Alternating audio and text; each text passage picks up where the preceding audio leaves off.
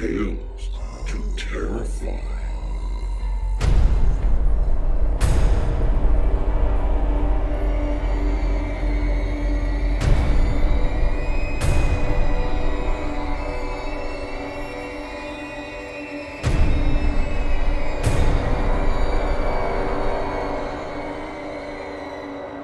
Good evening, children of the night. Last week we heard about possibly the first female serial killer in the United States. South Carolina had a much more recent serial killer by the name of Donald Henry Pee Wee Gaskins, Jr. He was born on March 13th, 1933, as the youngest of a series of children all fathered by different men. Because of his small size, he had the nickname of Pee Wee. His childhood was marked with negligence. Anecdotally, he learned his given name only when it was read during his first court appearance as a teenager. Growing up, he received regular physical abuse from a parade of his mother's boyfriends and allegedly drank a bottle of kerosene that left him with convulsions for several years. Starting early, he and a group of friends would perpetrate many crimes, primarily burglaries, but when Gaskins assaulted a witness with a hatchet who survived and identified him, he was sent to a reform school. There, likely because of his small size, he was raped regularly by classmates. He escaped from the school, married, and then strangely, voluntarily, returned to finish his sentence and was released at the age of 18. 2 years later, he would be arrested for attacking a young lady with a hammer after, he alleges, she insulted him. Gaskins was sentenced to 6 years in prison, but after he was sexually assaulted by another prisoner, Gaskins retaliated by slitting the throat of his assailant. This added 3 years to his sentence. However, this seemed to be a turning point where he became the assailant instead of the victim. He escaped from the prison and joined a traveling carnival. Later, he would be rearrested, but then paroled. Following this release, he would then return to robberies and selling the stolen goods. In only 2 years, he was arrested for sexually assaulting a 12-year-old girl. While awaiting sentencing, he escaped, was again rearrested, sentenced, and then once again paroled. A year after being paroled, Gaskins would begin killing hitchhikers. For those of you who read the Jeff Lindsay Dexter books or saw the Showtime show, there is speculations that Dexter was inspired by Manuel Pardo. However, one interesting item about Gaskins is that roughly every 6 weeks he would have a feeling of, as he would say, bothersomeness, which seems similar to Dexter's idea of the dark passenger fueling his desire to kill. Gaskins would later claim that during this time he had tortured and killed 80 to 90 victims, although these numbers are likely inflated. After a year of this slaughter, he would change MO of killing people without torture that he had some knowledge of and for typically personal reasons. 5 years later, in 1975, a criminal associate confessed to the police that he had witnessed Gaskins kill 2 people and that Gaskins had confided in him that he had killed several other people who were on the missing persons list, and furthermore, where those people were buried. Gaskins was arrested and led police to 8 bodies buried on his land. He was then found guilty of these murders and sentenced to death.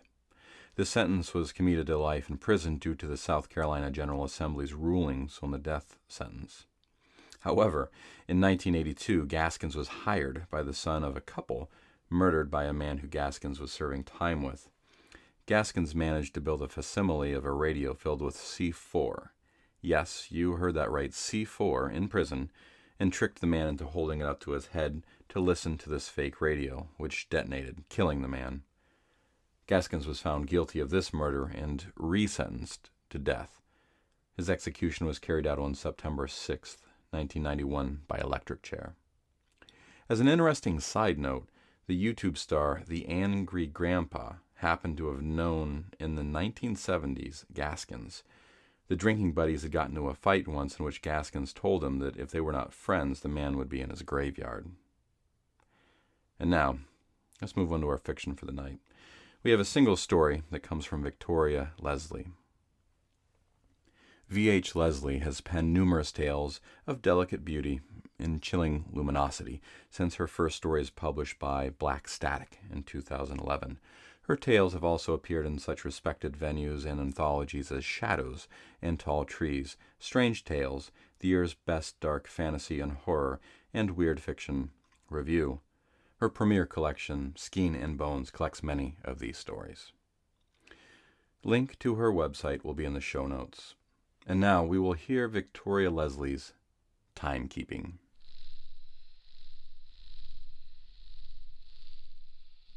1. Monday, 11:29 a.m. Time waits for no man. But Howard wasn't just any man, and time would wait if it had to. Howard didn't like to keep it waiting if he could help it. In fact, the only time he had kept time waiting was June 5th, 2006, and that was only for 5 minutes and 45 seconds while he, agitated and bewildered, ran through darkened streets back to his flat, then around his workshop, hastily setting in motion the mechanisms to resume it once more. He had lamented the loss of those 5 minutes and 45 seconds, but over the years he had managed to claw them back. A second here and there, and without too much bother, he had set to right the universal system of temporality. No one was any the wiser. Why should they be? It was the first time Howard had ever been late for anything. He hated tardiness in people. He'd given up public transport for that very reason, and instead walked everywhere, reasoning that he alone possessed the only reliable record of time, his strides governed by the resounding tick of the second hand of his antique wristwatch. Besides, he couldn't go too far, and holidays were certainly out of the question. Who would keep time then? It didn't bear thinking about. No, that was one of the drawbacks of being time's keeper. His life was localized, limited to the immediate proximity of his flat and nearby shops. He had devised a system that enabled him to leave for approximately 2 hours per day. This window allowed him the essential time needed to run errands, pick up parts at the hardware store, and occasionally allowed him a little leisure. He'd usually arrive home at 11:30 a.m., half an hour earlier than he needed to be. Why risk being late? He didn't want another June 5th, 2006 on his hands again. But as he returned home from the hardware store one rainy January morning, he realized his compulsion to be home early was costing him an inordinate amount of his free time, 3.5 hours a week, to be exact. And that was approximately 14 hours a month, 168 hours a year. Normally he didn't mind at all, an occupational hazard, he would say. But on that particular day, as he walked along the gray concrete tributaries of the city, reflecting on the somewhat unusual thing that had occurred 21 minutes and 41 seconds ago, he minded quite a lot. And he saw in that moment, as the rain began to fall in a misty shower, causing car lights to blink on almost simultaneously, that his role as guardian was quite an inconvenience. The somewhat unusual thing was called Helen. 2. Monday, 22 minutes earlier, 11:07 a.m. Helen glanced at the wall clock. 53 minutes until lunch. She wasn't sure how her uncle had managed to stave off boredom. The morning had been duller than expected. The highlight had involved sorting her uncle's orders for his suppliers, followed by dusting shelves of long outmoded DIY products, clearly no match for the swankier variety found in giant superstores. And with no customers for 2 days now, she couldn't see how her uncle managed to keep his little store going all these years. If it were her business, she would sell up. The tinkling of the bell above the door signaled a customer, a sound so unfamiliar that Helen, crouched on the floor dusting a low cobweb-strewn shelf, bumped her head on the shelf above and let out a series of profanities. This was very unusual for Howard. Howard liked routine. Along with the customary toll as the door swept open, Howard was sure he had heard a muffled "motherfucker," along with other more colorful expressions. Even curiouser was that Mr. Tintin of Tintin's hardware store had vanished, and in his stead a woman emerged from the adhesives aisle, a hand on her brow. She was dressed in a dusty blue overall, Tintin's hardware emblazoned across her chest, adding further mystery. Howard hovered in the doorway. His natural inclination was to leave. "Can I help you?" Howard turned to go. "You're the first customer of the day, and that's saying something since it's midday." Howard stopped. 10 minutes past 11. "Sorry?" "It's 10 minutes past 11. 11 minutes past now." "You knew that without even looking at your watch," she said, genuinely impressed. Howard felt a rare feeling of pleasure. "You're one of those people with a built-in body clock, aren't you? That would sure be handy." Howard usually disliked talking about his profession. It caused people embarrassment when they either pretended to know what he did or admitted ignorance. "I'm a horologist. I repair—" "Clocks. Wow, that's amazing. Must be pretty time-consuming, though." Helen smirked. Howard didn't. He hadn't allowed the time to develop a sense of humor. "Yes, it takes a lot of patience." "So what kind of things do you fix?" Helen said with seriousness. Howard disliked people assuming he only fixed. He also created. He wanted to tell her that he was a pioneer in timekeeping, but that was a conversation for another occasion. He was running out of time. "Clocks, wristwatches, pocket watches, timers, anything that ticks." Mr. Tintin emerged from the back, the curtain beads rattling as they disgorged his overly large form. "Couldn't fix me then, could you, boy?" Mr. Tintin insisted on calling him boy, despite the fact that Howard was in his 40s. Howard didn't contradict him. People go to all kinds of lengths to trick time. Helen's joviality stopped so abruptly that Howard cursed Mr. Tintin despite the discount he gave him on bulk orders. She looked at her feet, and Mr. Tintin put his arm around her, pulling her into his cushioned paunch. There, no more of that, girl."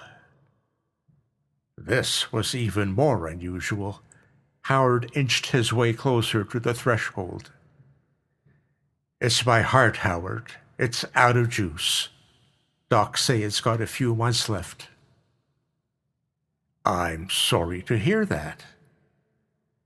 "No need to fret. I'm getting a new one. Going in for a transplant. New parts, I say. Spent my whole life fixing things. About time I'm the one getting fixed." "Just so, Mr. Tintin.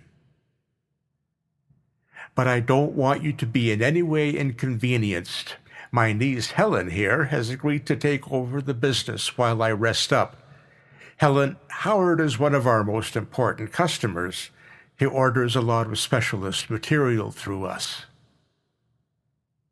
Howard wondered if it was customary to shake hands now formal introductions had been made, but the idea of contact made his palms suddenly clammy. "Helen, do you know much about the business?" Helen smiled. "Not yet, but I'm sure if everyone is as friendly as you, Howard, I'll pick it up in no time. You'll have to be a little patient with me." Patience was his favorite virtue, but at its mention he became aware of not being aware of the time. It must be 11:19 a.m. at least, he thought. He'd have to walk double speed to make it home for his 11:30 a.m. curfew. "Well, pleasure meeting you, Helen. I must be going. Terribly sorry." "But you haven't bought anything." The door clanged shut. "Got no time, that one," Mr. Tintin said as he left. 3. Monday evening, 10:32 p.m. Did you know that the church regulated time for centuries? They had to calculate the time for Easter, you see, which changes annually in accordance with the lunar phases. Timekeeping was an exalted occupation, a divine art. Howard smiled. It's the mechanics of it all that interests me.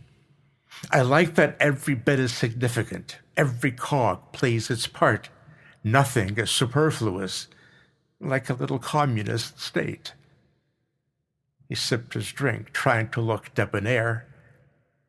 I loathe digital. Won't touch the stuff. When people call me asking, "Do you repair digital watches?"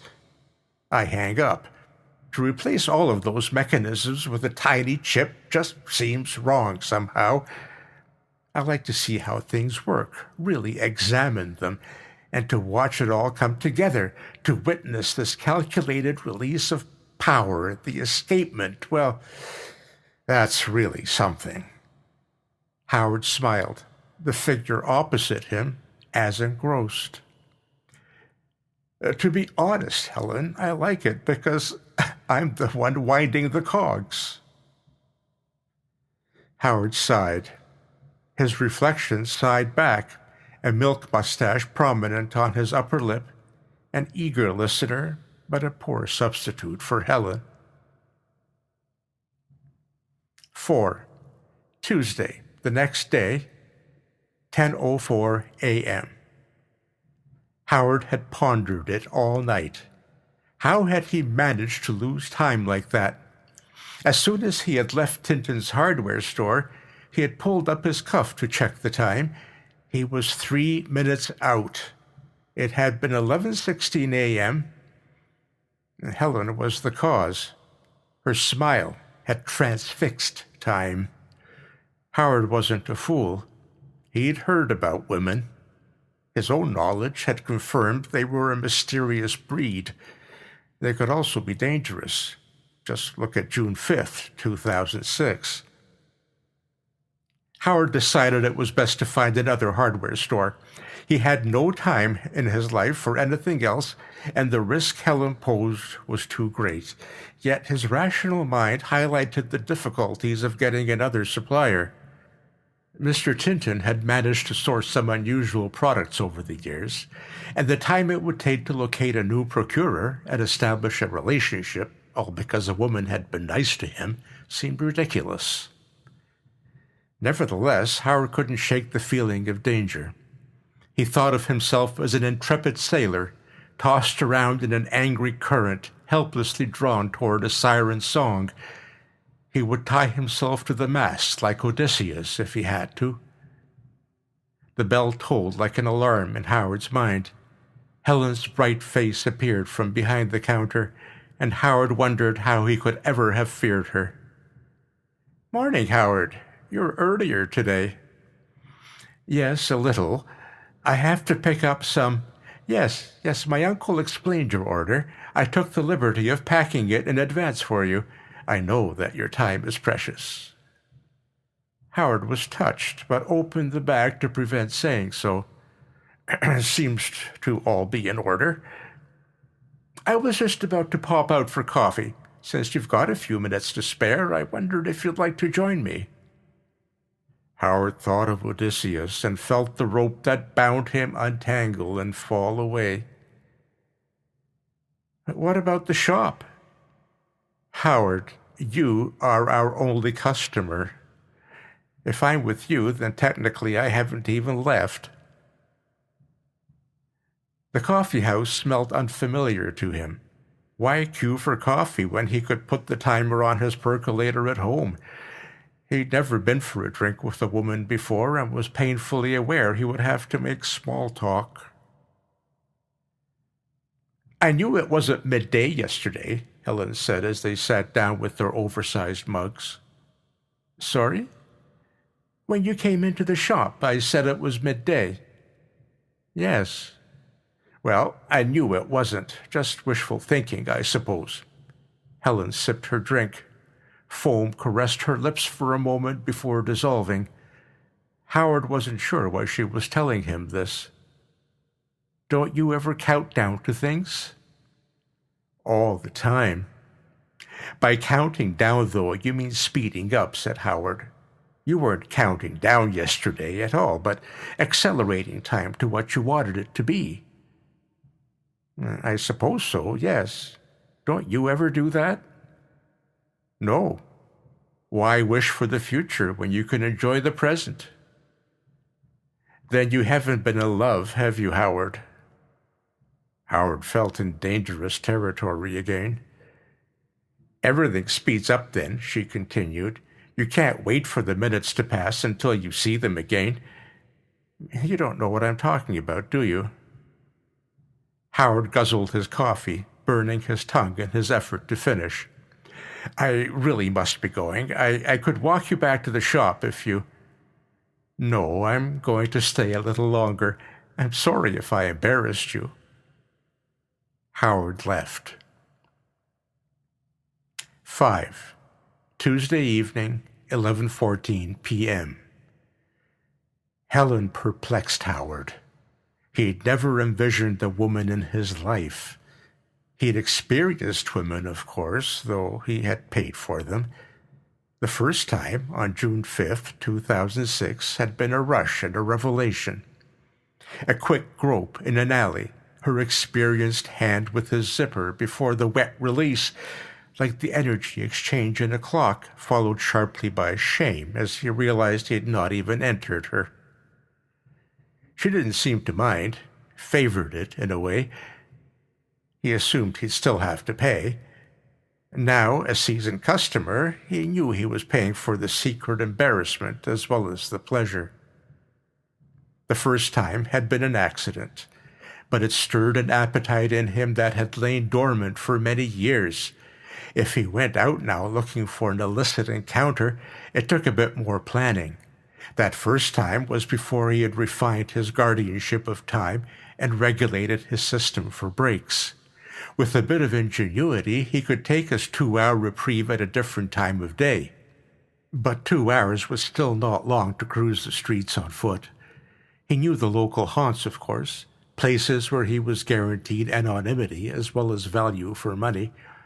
But the police moved women on from time to time, and sometimes it was difficult to track them down. He had his favorites, but tried not to see the same woman too often. Forming attachments made it harder. They were whores, after all. Howard walked along the estuary. The silhouette of the foundry was clear in the distance, and its metallic odor lapped off the river in greeting. As he approached the bridge, he made out the hourglass figure he'd been drawn to before. He liked Sharon, if that was really her name. "Hello, stranger." Her customary greeting echoed off the concrete underbelly of the bridge. Howard had never told her his name, and he doubted whether she would remember anyway. Strangers suited them both better. June 5th, 2006 was etched in his memory for various reasons.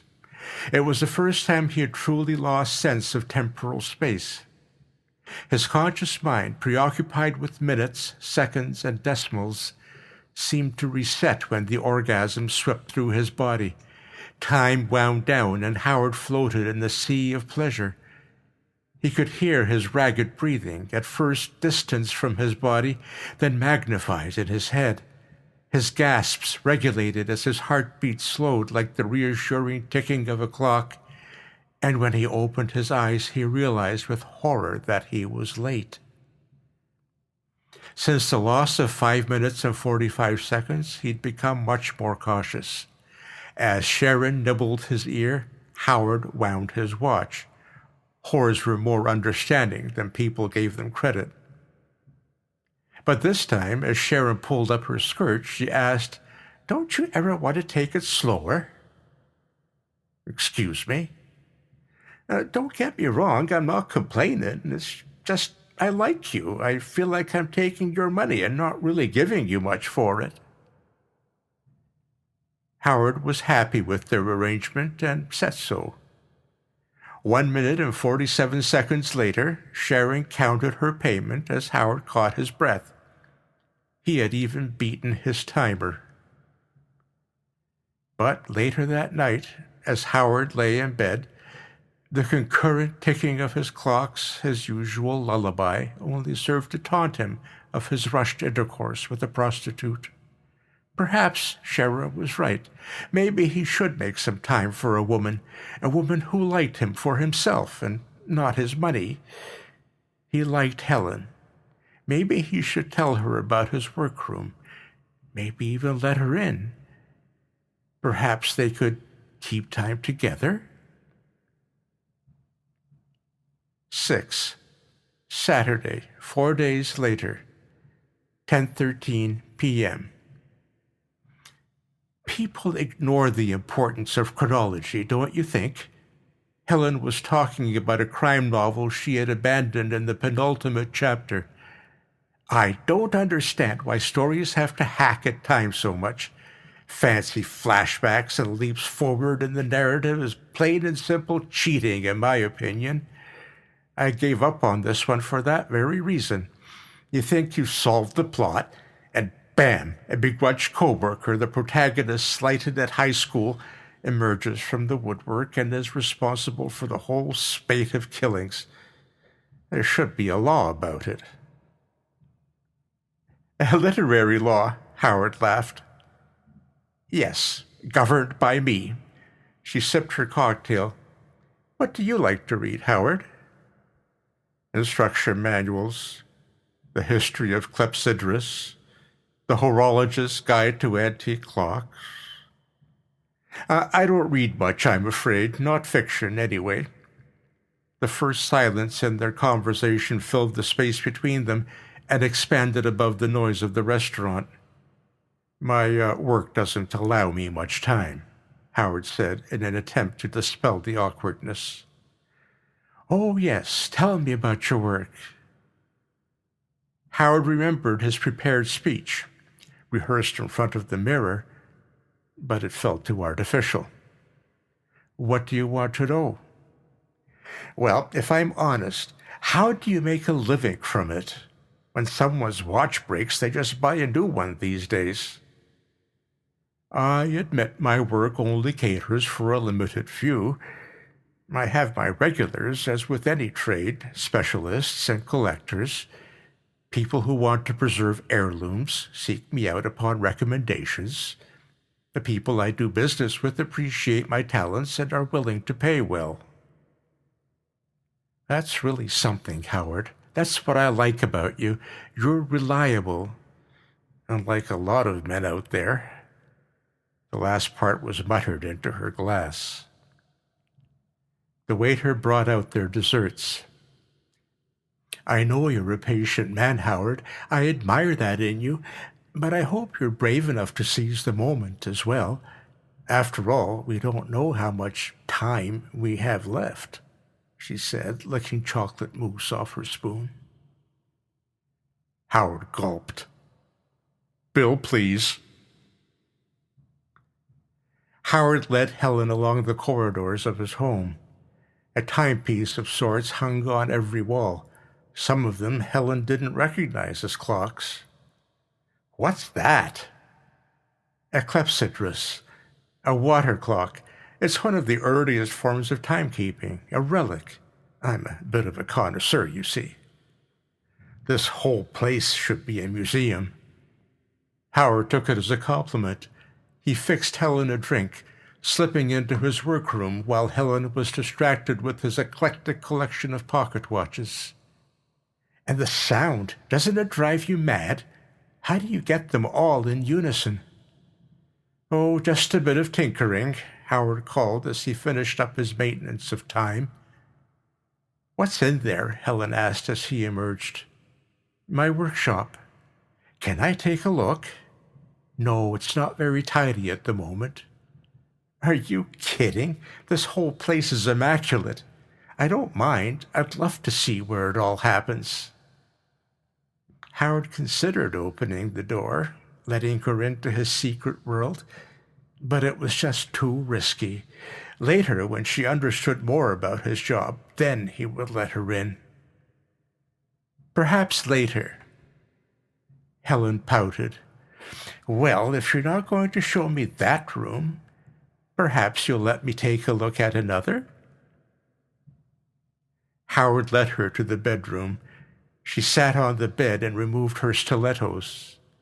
Howard was duly nervous about the next few minutes of his life. Helen giggled as she drank wine. Howard downed his glass and filled up another. No time for that, as Howard was pulled to the bed. Helen removed her dress and guided his hands. Howard thought of clock carriages and the way he tinkered with the insides to get them working. Sometimes that was all it took. But instead of the reassuring touch of metal, Howard's fingers dealt into a fleshy dampness. To overcome his repulsion, he moved his fingers around as if exploring the innards of a clock.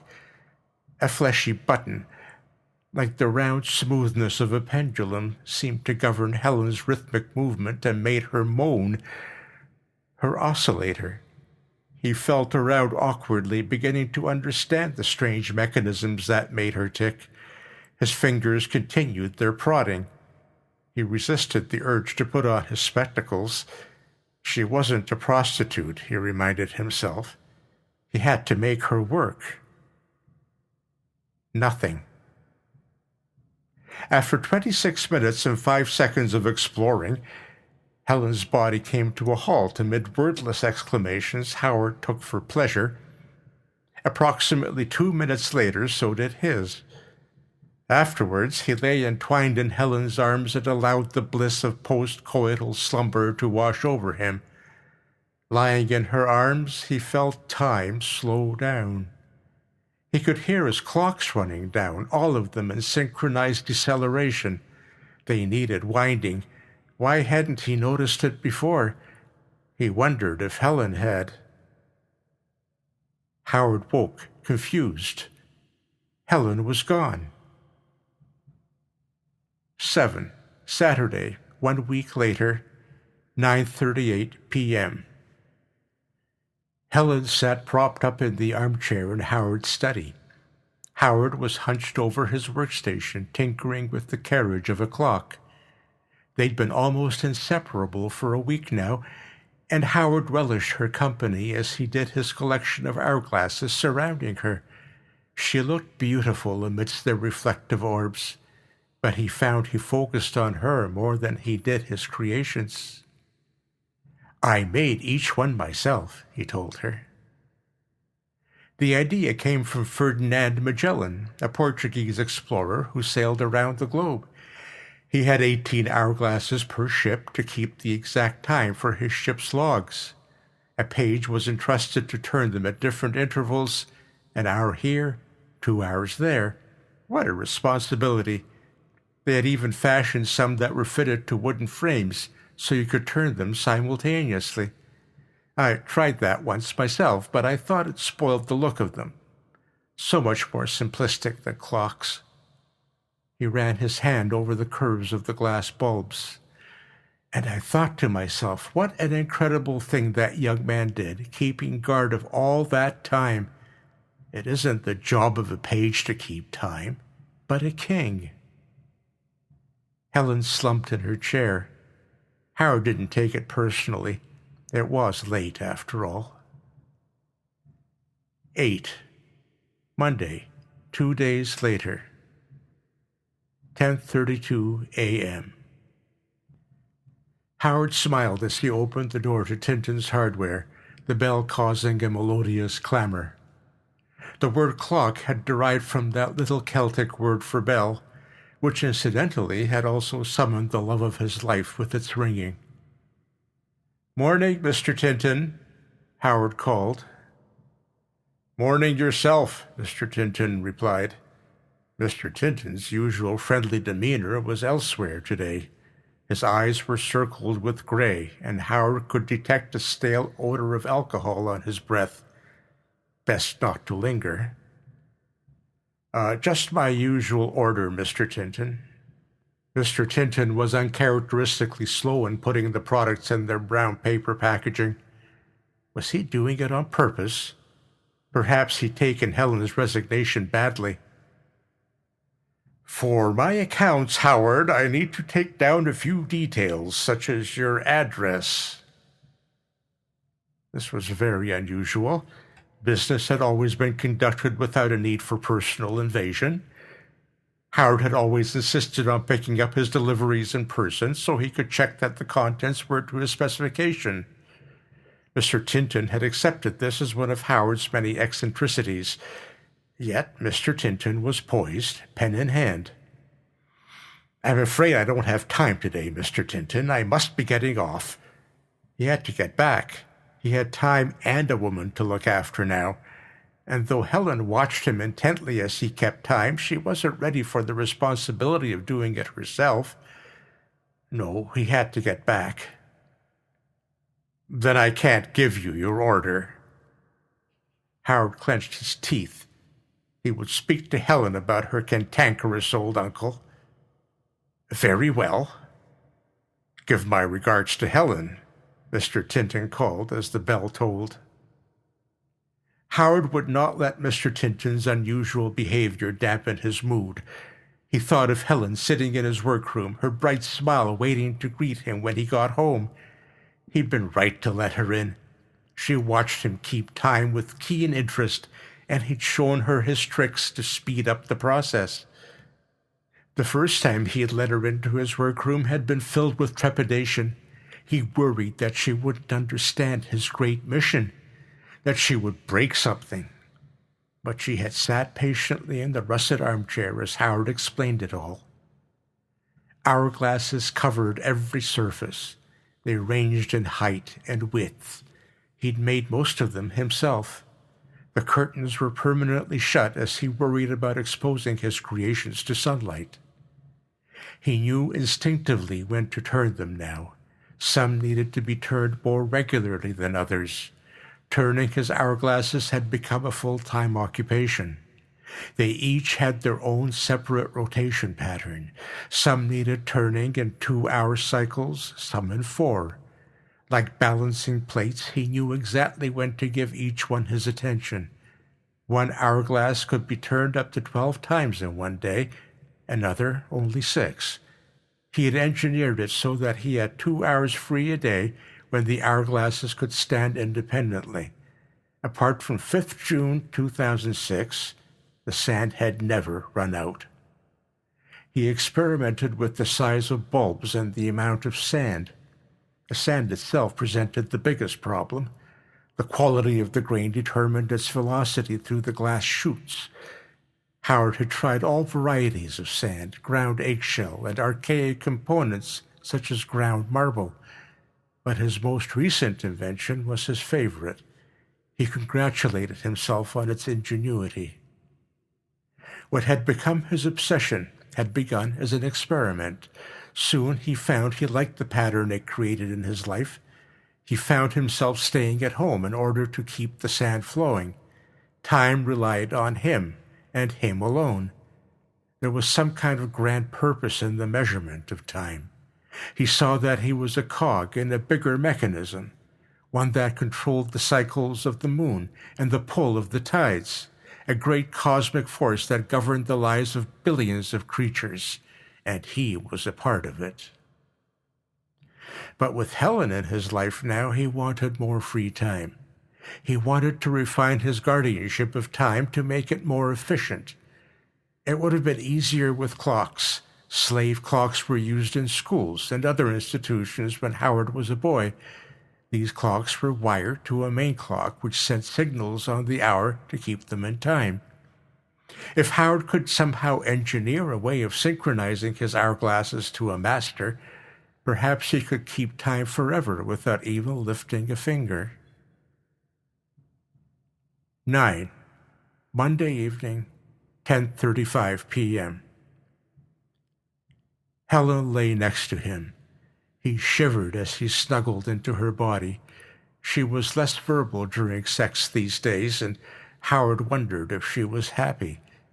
He had heard that sex between married people became more routine as time went by. They weren't married, not yet, but that's where he wanted it to go, and he liked routine. He had hoped Helen liked his routine too, but perhaps she was just pretending. Still, he had reduced the 28 minutes and 5 seconds of their first night of lovemaking to a much more efficient 4 minutes and 10 seconds, and that still required an inordinate amount of restraint on Howard's part. He didn't understand why it had to be such a time-consuming act. Perhaps that was the cause of her discontent. Or could it have been the talk about her uncle? The smile on her face dispelled his thoughts. 10. Thursday, 2 days later, 11:12 a.m. Howard did not want to return to Tinton's hardware store until the disagreement between Helen and her uncle had abated. He had put it off for days, but was fearfully low on supplies. Helen could not go, so it was left to him.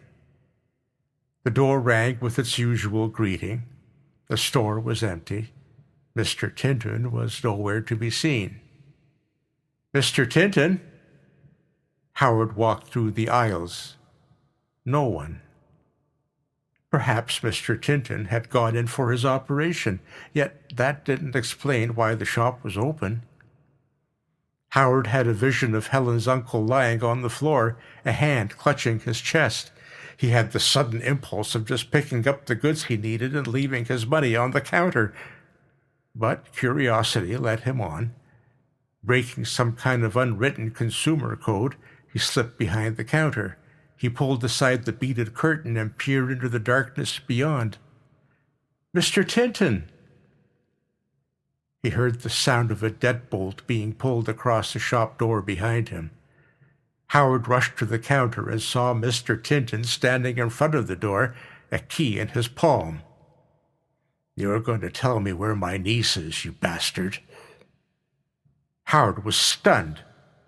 "Helen didn't tell you?" "No, she didn't tell me. She hasn't told me anything for nearly 2 weeks, as you know." Howard wondered if there was a back entrance. "Unless you tell me where she is, I'll keep you locked in here. You always seem pretty intent on leaving at 11:20 a.m. I wonder what would happen if you had to spend an afternoon with me." That was not an option. "Don't think you can fight your way out, Howard. I'm tougher than I look. Besides, I'll swallow the key in the time it takes you to get to me." Howard considered what Mr. Tinton said. He needed time to figure out what to do, to consider his options, things that were suddenly in short supply. "Now you tell me your address, Howard. I'm a patient man. I can wait." Howard made it 11:17 a.m. Damn Tinton. Helen couldn't maintain time yet, not on her own. He was backed into a corner. "And don't lie to me, Howard, because if you do, I'll keep you here for the rest of your rotten life." 11:19 a.m. If he complied with Mr. Tinton now, he still had time to run back to the flat to meet his curfew. "The clock is ticking." Howard told him his address. Mr. Tinton was faster than he looked. By the time Howard had negotiated the counter, Mr. Tinton was out the door and closing it behind him. Howard ran at it. His hand reached for the handle as Mr. Tinton attempted to lock it from the outside. Howard forced it open, pushing his shoulders into the gap and getting one arm through. The door was suddenly weightless, and Howard thought Tinton must have fled when it was slammed heavily on his fingers. He let out a cry and clutched his hand. He heard the door lock with bitter finality. 11. Thursday, 11:55 a.m. Howard sat propped up against the counter, cradling his throbbing hand. It was definitely broken. He hadn't even bothered looking for an escape route. He knew the old man had locked him in good and proper. He must have been planning it for days. Even if he had managed to escape, he would never make it back in time. His mind returned to Helen, the first night in his workroom. He sat her down, and Howard had taken the hinge off a clock to show her how he would repair it. This is the pendulum, see? It's the easiest bit to repair in a clock and seems to get all the credit for making everything tick, he chuckled. But see here, this bit is the mainspring. Its job is just as important. You can touch it if you like. She didn't. This is my favorite part. It's called the escapement. It transforms rotational movement into an oscillating motion. It does this by freeing one gear tooth on a mechanical wheel at each swing of the pendulum. This is where the magic happens. This is what makes it tick. 11:59 a.m. Howard was out of time.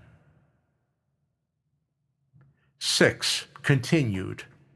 Saturday, 12 days ago. 2:43 a.m. Howard woke confused. Helen was gone. "Helen?" Howard called. He got out of bed and put on his dressing gown. "Helen?" The door to his workroom was open. He rushed to it. He prayed she hadn't touched anything. Why couldn't she just be patient? Helen sat in the chair in the corner of the room.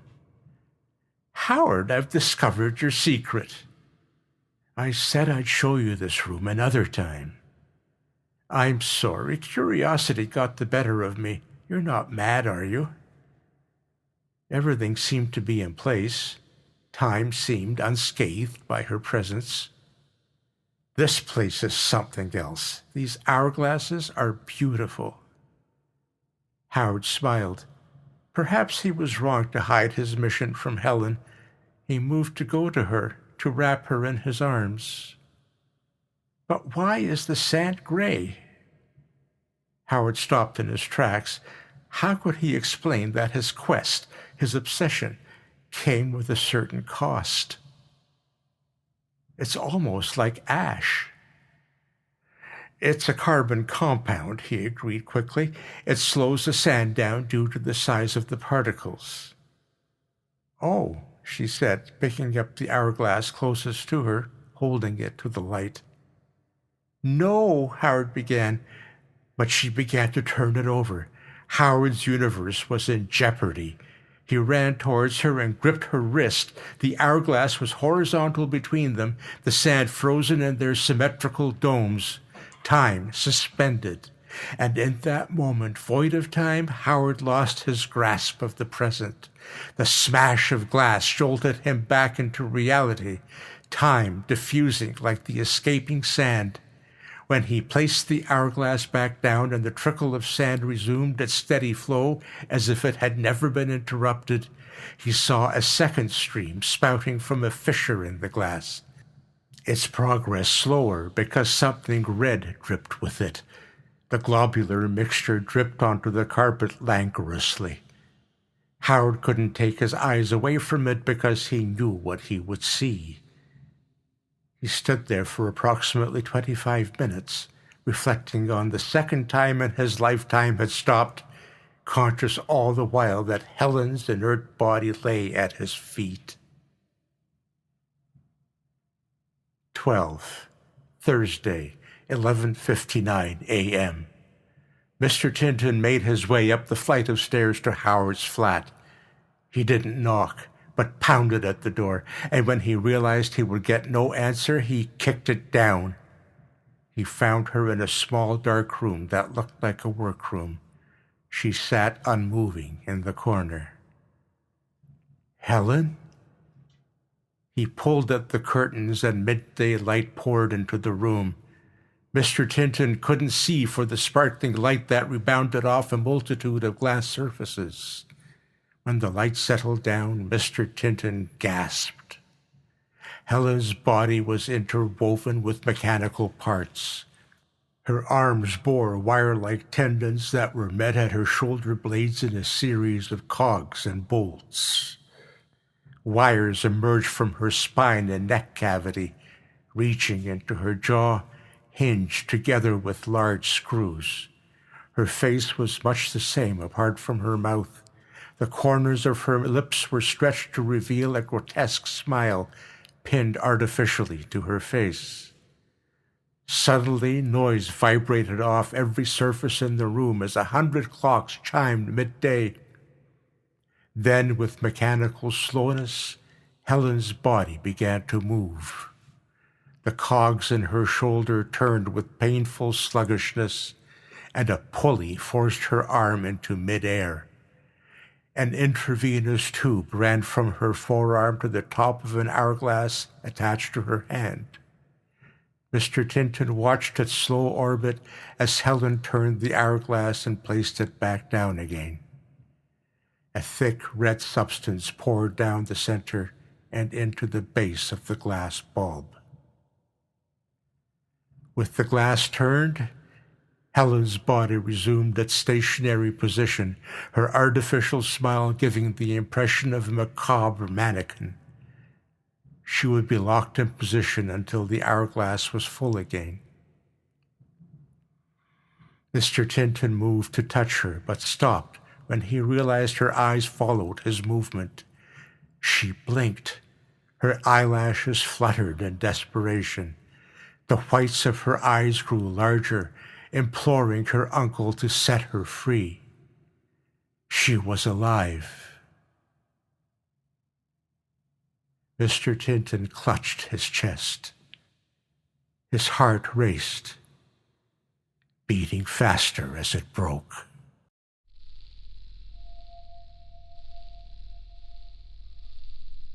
That was Victoria Leslie's Timekeeping, as read by Martin Reyto. I always love hearing from Martin.